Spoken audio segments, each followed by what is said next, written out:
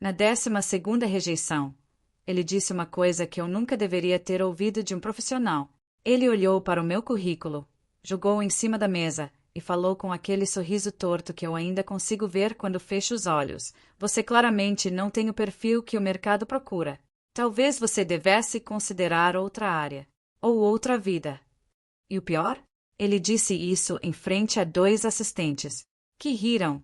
Eu tinha 31 anos, mestrado em gestão de negócios, 8 anos de experiência em empresas menores, e fui embora daquela sala segurando as lágrimas com uma força que eu não sabia que tinha. Mas aqui está o que esse diretor não sabia. 18 meses depois, eu voltei àquela mesma empresa, mas dessa vez, não fui para ser entrevistada. Fui para entrevistá-lo. Meu nome é Renata Souza. E essa é a história de como 12 rejeições me construíram, e a 13ª me libertou. Vou começar do início. Do lugar onde tudo parece pequeno demais para importar, mas é exatamente lá que os maiores incêndios começam. Cresci em Ribeirão Preto, filha de um contador aposentado e de uma professora do ensino fundamental. Família honesta, esforçada, daquelas que acreditam que educação é a única herança que não se perde. Meu pai repetia isso toda semana, e eu acreditei. Estudei enquanto minha irmã mais nova, a Fernanda, vivia a vida que eu achava que não merecia. A Fernanda era bonita, extrovertida. Casou cedo com um homem de família com dinheiro, e toda reunião de família virava a mesma peça de teatro. A Fernanda tá tão bem instalada. E você, Renata, ainda mandando currículo? Sim, ainda mandando currículo. Porque enquanto a Fernanda escolheu o caminho que a família aprovava, eu escolhi o meu. E o meu custava caro. A primeira rejeição foi em fevereiro. Uma multinacional de logística na zona sul de São Paulo. Passei 3 etapas. Cheguei na entrevista final como gerente regional e ouvi: você tem ótima formação, mas a gente precisa de alguém com mais energia, mais presença. Presença. Eu fui embora sem entender o que isso significava. A segunda foi em março. Uma empresa de tecnologia financeira. Dessa vez a desculpa foi: seu perfil é mais analítico. A gente precisa de alguém mais comercial. A terceira, em abril. Você ficou muito tempo em empresas pequenas. A gente precisa de alguém acostumado com ritmo de grande porte. Percebe o padrão? Cada rejeição tinha uma razão diferente, mas todas tinham o mesmo sabor. O sabor de você não é suficiente. E o pior não era a rejeição em si. Era o silêncio que vinha depois. Você volta para o apartamento, aquece uma comida que você nem tem fome de comer. Abre o notebook com aquela luz fria te iluminando o rosto às 11 da noite e fica relendo seu currículo tentando encontrar o que está errado. Será que é o formato? O Tom? O cargo que eu estou pedindo? Será que sou eu? A 4ª rejeição foi a primeira que realmente doeu de um jeito diferente. Foi numa empresa de consultoria estratégica. Processo seletivo longo, 4 meses, 6 etapas. Eu cheguei na última fase. Eram 2 candidatos. Eu e um homem que tinha acabado de sair da faculdade. Menos experiência, menos formação, mas que usava o sobrenome certo. Ele foi contratado. Quando eu perguntei o motivo da decisão, a recrutadora hesitou, olhou para o lado e disse: foi uma decisão muito difícil. Você foi incrível. Mas o outro candidato tinha um fit cultural mais forte com a liderança. Fit cultural. Fui pesquisar quem era o outro candidato. O pai dele era sócio de uma empresa parceira. Não era coincidência. Era protocolo. Nessa noite, liguei para minha mãe. Ela ouviu. Ficou em silêncio por um tempo. Então disse: filha, às vezes o mundo não é justo. Mas você não nasceu para esperar o mundo ser justo. Você nasceu para virar o jogo. Guardei isso. A 5ª, 6ª e 7ª rejeição vieram em sequência, num período de 3 meses que eu chamo agora de inverno. Não porque estava frio, mas porque eu tinha parado de sentir calor em qualquer coisa. Eu acordava, mandava currículo, estudava, dormia e repetia. Minha amiga Cláudia, a única pessoa que sabia de tudo, dizia que eu estava me isolando demais, que eu precisava sair, me distrair, conhecer pessoas. Mas eu não queria distração. Eu queria uma resposta. E a resposta que eu estava buscando não era sobre os outros. Era sobre mim. Então fiz algo que mudou tudo, mas que eu só entenderia muito mais tarde. Comecei a estudar as empresas que me rejeitaram. Não para reclamar, para entender. Peguei os relatórios anuais, as estratégias de crescimento, as entrevistas dos executivos. Passei a entender o mercado de um jeito que nenhum processo seletivo jamais me ensinou. E enquanto eu estudava, descobri uma coisa que me deixou gelada. 4 das 7 empresas que me rejeitaram tinham o mesmo problema. Um problema estrutural, silencioso, que nenhum deles estava enxergando. Uma fragilidade na cadeia de fornecedores que, se não fosse corrigida nos próximos 12 a 18 meses, ia custar caro. Eu vi isso sozinha, com os dados que eram públicos. E naquele momento, pela primeira vez em meses, eu parei de me perguntar se eu era boa o suficiente. Comecei a me perguntar o que eu ia fazer com isso. A 8ª rejeição foi diferente porque foi a primeira vez que alguém foi cruel de propósito. Empresa de Varejo Premium. O diretor de operações, um homem de uns 50 e tantos anos com aquele jeito de quem nunca ouviu não na vida, me olhou durante a entrevista como se eu fosse uma peça de mobília mal escolhida. Ele interrompeu minha resposta no meio, olhou para a recrutadora e disse, como se eu não estivesse na sala, ela é muito teórica. Esse tipo de profissional nunca funcionou aqui. Eu respirei fundo e disse, com calma, com todo respeito, posso terminar minha resposta. Ele ficou surpreso, como se não esperasse que eu tivesse voz. Terminei. Saí. E coloquei o nome dele numa lista mental que eu chamava, em silêncio, de assuntos pendentes. 9ª rejeição. 10ª. Eu estava começando a achar que talvez o problema fosse mesmo eu. Não a minha competência, mas algo que eu não conseguia ver. Uma energia, uma postura, alguma coisa invisível que as pessoas liam antes mesmo de eu abrir a boca. Fiz algo que nunca tinha feito. Paguei uma coach de carreira. Não porque eu acreditava cegamente no processo, mas porque eu precisava de um espelho externo. Ela se chamava doutora Mariana Torres. Tinha trabalhado 20 anos em RH de multinacionais antes de montar a própria consultoria. Nas primeiras 2 sessões, ela me fez perguntas que eu não sabia responder. O que você quer, Renata? Não o cargo, não o salário. O que você quer construir? Eu fiquei em silêncio por um tempo longo, e então disse, quero sentar do outro lado da mesa. Ela sorriu, e disse, então para de tentar convencer eles de que você merece uma cadeira. Comece a construir a sua própria mesa. Levei 2 dias para entender o que ela quis dizer. Foi aí que a história mudou de direção. De um jeito que ninguém, nem eu, esperava. Eu tinha guardado dinheiro durante anos. Não muito, mas o suficiente para uma ideia que eu estava desenvolvendo desde aquelas noites de análise de relatórios. Aquela fragilidade que eu tinha identificado nas cadeias de fornecimento de médias empresas, eu decidi resolver isso. Montei um modelo de consultoria enxuta, sozinha, no meu apartamento de 2 quartos, com um laptop e uma planilha que virou meu mapa de guerra. Chamei a empresa de Neshun Solutions, um nome que ninguém conhecia, e comecei a bater em portas menores, não as grandes corporações que me rejeitaram. Empresas médias, com faturamento entre 50 e 300 milhões, que tinham os mesmos problemas mas não tinham os mesmos arrogantes cuidando deles. A primeira cliente foi uma distribuidora de alimentos no interior de Minas. Fiz o trabalho por um valor abaixo do mercado, apenas para provar o modelo. Em 90 dias, reduzi o custo operacional deles em 18%. Eles me indicaram para 2 clientes. Os 2 clientes me indicaram para mais 4. Em 6 meses, eu tinha 8 contratos ativos. Faturamento suficiente para contratar a primeira funcionária. Depois a segunda. Eu não estava mais mandando currículo. Eu estava assinando contratos. Mas a vida não é linear. E foi exatamente quando as coisas começaram a funcionar que veio a 11ª rejeição. Não foi de uma empresa. Foi de alguém que eu amava. Marcos tinha sido meu namorado por 4 anos. Engenheiro, estável, daquelas pessoas que planejam tudo com 15 anos de antecedência. Ele apoiou meu processo seletivo, de um jeito. Mas quando eu contei sobre a Neshun, sobre a decisão de empreender, sobre os primeiros resultados, ele ficou quieto.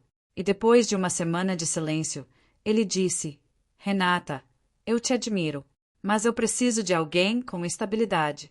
Não dá para construir uma família com uma ideia. Uma ideia. Ele chamou o que eu estava construindo de uma ideia. Eu chorei muito. Não vou mentir. Chorei por 3 dias. Mas no 4º dia, acordei mais cedo que de costume. Abri o computador e fechei o maior contrato da história da Neshun até aquele momento. R$ 180 mil por 6 meses de consultoria. Às vezes a dor é o combustível mais limpo que existe. A 12ª rejeição foi a que fechou o ciclo. Você já sabe quem foi. O diretor que jogou o meu currículo na mesa e disse que eu deveria considerar outra vida. Ele se chamava Ricardo Almada, diretor de estratégia e novos negócios de uma holding chamada Grupo Valência, uma das maiores do setor de varejo e distribuição no Brasil, com operações em 12 estados. Fui para aquela entrevista acreditando que ia ser diferente. Tinha a Neshun, tinha resultados, tinha confiança. Mas o Ricardo Almada não queria ver resultados. Ele queria sentir hierarquia. E eu, que vinha de empresa própria, que não pedia permissão para falar, que olhava nos olhos sem baixar a cabeça, era exatamente o tipo de pessoa que ele precisava que fosse embora. Você claramente não tem o perfil que o mercado procura. Talvez você devesse considerar outra área, ou outra vida. Fui embora. Mas desta vez, não fui embora quebrada. Fui embora com clareza. Nos 6 meses seguintes, a Neshun cresceu de um jeito que eu não tinha planejado. Um dos meus clientes em São Paulo era uma empresa de distribuição, chamada Fortuna Logística. Trabalhei com eles por 4 meses, reestruturei a operação, e na última reunião de entrega, o dono, um senhor chamado Antônio Fiuza, me olhou e disse: Renata, você não devia ser prestadora de serviço. Você devia ser sócia. Eu pensei que era aquele tipo de elogio que as pessoas fazem e não levam a sério. Mas 3 semanas depois, ele me ligou de novo e me fez uma proposta que eu precisei sentar para ouvir. A Fortuna estava sendo assediada por 3 grupos de investimento. Eles queriam vender, mas queriam garantir que a empresa continuasse com identidade. E Antônio queria que eu ficasse como diretora executiva no processo de fusão. Parte em salário, parte em participação societária. Você vai presidir a operação durante a transição e vai ganhar uma fatia da venda. Assinei o acordo em uma quinta-feira de novembro. 2 meses depois, a Fortuna foi vendida por R$ 47 milhões. Minha participação, 6,5%. Faça as contas. Não vou fingir que não chorei quando o dinheiro caiu na conta. Mas não chorei de alegria imediata. Chorei porque pensei na versão de mim que estava sentada no metrô depois da 12ª rejeição, olhando pro telefone esperando um e-mail que nunca ia chegar. Chorei por ela, pela mulher que quase acreditou que o problema era ela. Fiz algumas coisas com aquele dinheiro. Quitei o apartamento. Investi na Nexum. Dei uma reforma na casa dos meus pais, sem contar por quê. Só disse que tinha fechado um bom contrato. E reservei uma parte para o que eu ia fazer a seguir. Porque aqui está o que eu não tinha contado ainda. Durante todo aquele período de crescimento da Neshun, eu continuei estudando o Grupo Valência, a empresa onde o Ricardo Almada trabalhava, não por obsessão, por estratégia, porque aquela fragilidade que eu tinha identificado anos antes. O Grupo Valência tinha o mesmo problema, amplificado. Eles estavam se expandindo rápido demais, abrindo novos mercados sem estruturar os existentes, e a cadeia de fornecimento deles estava, silenciosamente, se tornando um risco crítico. Um risco que podia custar centenas de milhões se não fosse tratado nos próximos 2 anos. E eu tinha o diagnóstico completo. E tinha os recursos para fazer uma proposta que eles não podiam ignorar. Através de um contato no mercado financeiro, soube que o conselho do Grupo Valência estava insatisfeito com a gestão de risco da diretoria. Estavam buscando parceiros estratégicos externos, consultores de alto nível para fazer uma auditoria independente. Mandei uma proposta para o escritório do presidente do conselho, não para o Ricardo Almada. Para cima dele. A resposta veio em uma semana. Fui convidada para uma reunião de apresentação. Formal. Sala de reunião no 22º andar de um edifício, na Faria Lima. Preparei cada slide como se fosse uma obra de arte. Não de estética, de precisão. Cada dado, cada projeção, cada ponto de risco estava documentado, cruzado, verificado. Entrei na sala com a minha sócia na Nechun, Ana Carolina, que tinha entrado para a empresa 6 meses antes. 2 membros do conselho já estavam sentados. E então a porta se abriu, e entrou o Ricardo Almada. Ele não me reconheceu de imediato. Por que reconheceria? Para ele, eu tinha sido uma candidata entre dezenas. Um arquivo, um currículo jogado em cima de uma mesa. Cumprimentou com aquele aperto de mão firme de quem acha que o aperto de mão define a hierarquia. Me olhou com a polidez vazia de quem está acostumado a performar competência. E então sentou. Comecei a apresentação.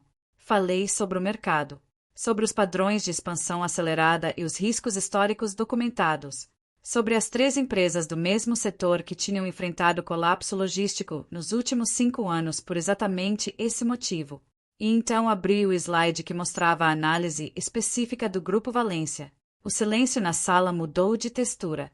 Os membros do conselho se inclinaram para a frente. E o Ricardo Almada ficou muito quieto. Porque os dados que eu estava mostrando eram dados que a própria equipe interna dele não tinha consolidado.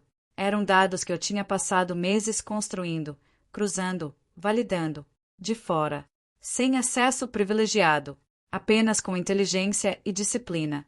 Um dos membros do conselho, um senhor chamado Dr. Humberto Leal, me interrompeu e perguntou: como você chegou a esses números?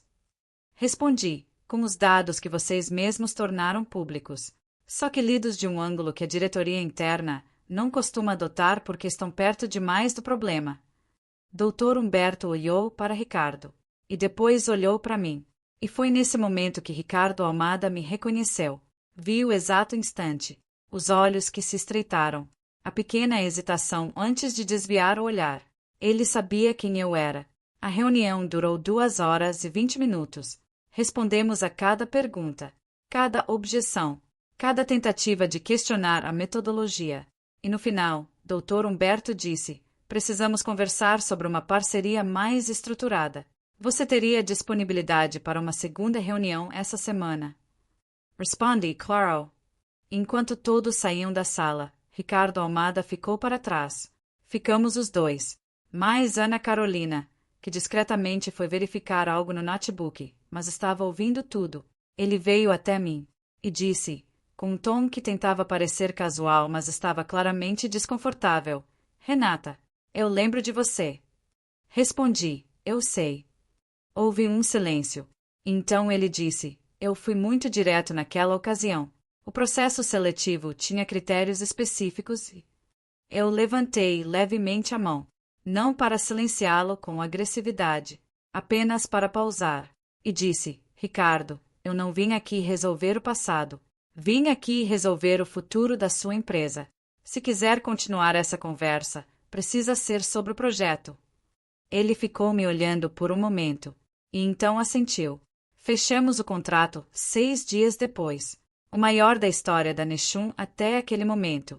Um projeto de 18 meses, com equipe ampliada, retainer mensal e bônus de resultado. E o Ricardo Almada ficou encarregado, por determinação do conselho, de ser o ponto focal interno do projeto. Ou seja, tinha que se reportar a mim. Não foi uma punição que eu planejei. Foi uma consequência natural de como as coisas se reorganizaram. Mas eu não vou fingir que não havia uma profunda e silenciosa satisfação em ver isso acontecer. Ao longo dos 18 meses de projeto, algo que eu não esperava aconteceu. Ricardo Almada mudou. Não de um jeito dramático. Não virou uma pessoa diferente da noite pro dia. Mas aos poucos, nas reuniões, no jeito de conduzir as conversas, percebi que ele estava, pela primeira vez talvez, trabalhando com alguém que não tinha medo dele. E isso o obrigou a ser melhor. Na 12ª reunião do projeto, durante uma sessão de revisão de resultados, ele disse algo que eu não esperava. Eu errei no processo seletivo. Não só com você. Eu perdi talentos bons porque eu media as pessoas pelo tamanho do ego delas, não pelo tamanho da capacidade. Eu ouvi. Não respondi imediatamente. Depois de um momento, disse: então use isso para fazer diferente daqui para frente. E seguimos com a reunião. O projeto terminou em março, com resultados que o próprio conselho chamou de históricos. Redução de 23% no custo operacional da cadeia de fornecimento. Mitigação de um risco que, segundo a projeção que apresentei no fechamento, teria custado ao Grupo Valência entre 80 e 120 milhões de reais nos próximos 3 anos.